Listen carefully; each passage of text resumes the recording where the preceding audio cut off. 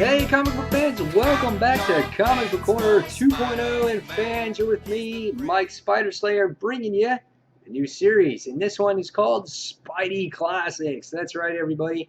Now, I've done different things with Spider Man before, but this time I want to just straight up and do a series where I review the classic books of the Amazing Spider Man. And I'm going to try to review as many key issues as I can, uh, and older issues if possible. I do have a lot of them, so um, it should be fairly easy to do.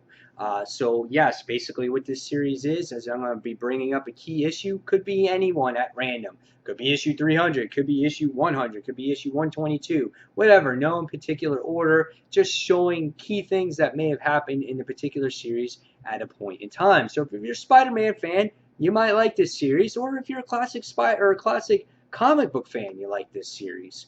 So with that being said, guys, let's do Spidey Classics, the first episode, starting with the Amazing Spider-Man issue number 130. That's right, guys. Here on the cover we have Hammerhead, and it says Hammerhead is out. And then on the bottom, it says, if you can read it, it says, also in this Dynamite issue, it's the Spider-Mobile. You guys remember the Spider-Mobile? I think maybe this is one of the only appearances that it's made in the Spider-Man series. Also in this issue, you have the Jackal, which this is, I think, his second appearance here. So this is a pretty key issue in the Amazing Spider-Man series. This book was written in 1973. It was written by Jerry Conaway, and the artist is done by Ross Andro. The cover artist here was done by Romita Sr. So really cool cover art. Interior art in this book was pretty well done too. You open up the page here and you get to see Spidey at his finest going against the wall. In these classic issues, you get a lot of, you know, let's go over to Dr. Octopus and things like that. And you get lots of dialogue, lots of story, everything that goes into detail here. You get to see the Jackal and the Hammerhead talk about certain things that happened in this particular issue, about this gang war. And you also get to see for the first time, like I said, you see the Spider-Mobile make its appearance in here. So the artwork was pretty solid. Really enjoyed it. Mary Jane and Dr. Octopus also make an appearance in here, but I'll go into detail with you about that later. So this issue is obviously, it's called Betrayed, as you can see in the first page here. You get to see Spider-Man do some battle against these guys that have these, these particular laser beams, and you see classic Spidey sitting there going, oh, well, these were once called death rays, So funny stuff here. And again, like I said earlier, you get to see a mystery behind these particular creatures who get killed when they spill out the beans on who their actual boss is. So they automatically get killed. Hammerhead gets out of jail. He does some talking with the Jackal, and Hammerhead's not happy with Jackal and Dr. Octopus and how they've kind of taken over the city while he was gone. And then in the issue, again, you get introduced to that Spider-Mobile that Johnny Storm built for him, which I thought was awesome. And the Spider-Mobile shoots like webs from its headlights, and it has a Spidey symbol that shoots out of it as well. You learn that Spider-Man doesn't really know how to drive because he lives in Manhattan. Why should he drive, especially since he web slings all over the place, which I thought that was a good moment in the issue.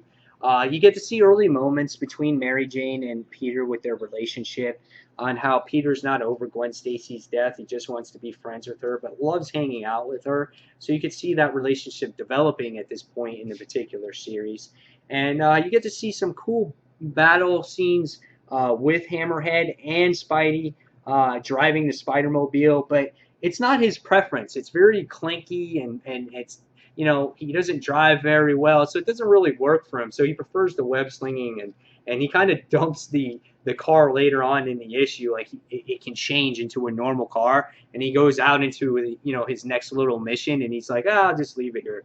So as the issue progresses, we find out that we find out that Peter Parker is at a party with J. Jonah and Mary Jane, and he finds out that Dr. Octopus, when he wants to escape the party, he goes over to Aunt May's place, and he finds out that Aunt May and Dr. Octopus are getting married, and he's just like, what? Don't go through with it. So the next issue, issue number 131, focuses on that marriage between May and Dr. Octopus, which is crazy, which I've always heard about that issue, but I've never even seen it. And this is the issue before that, and I didn't know that until I got to that last page. So it's a huge cliffhanger, and I really enjoyed that. But after reading this particular issue, this is a great Spidey classic.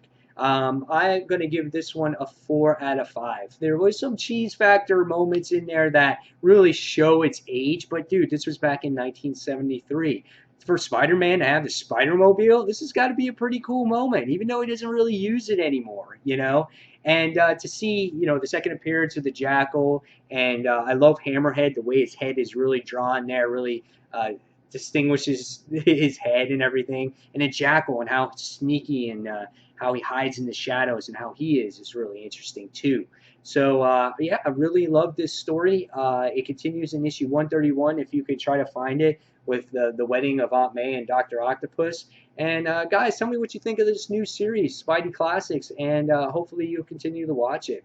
So guys, as always, thank you for watching Comic Book Corner 2.0, and until the next comic book review, this is Mike Spider Slayer signing off. Thanks for watching, everyone.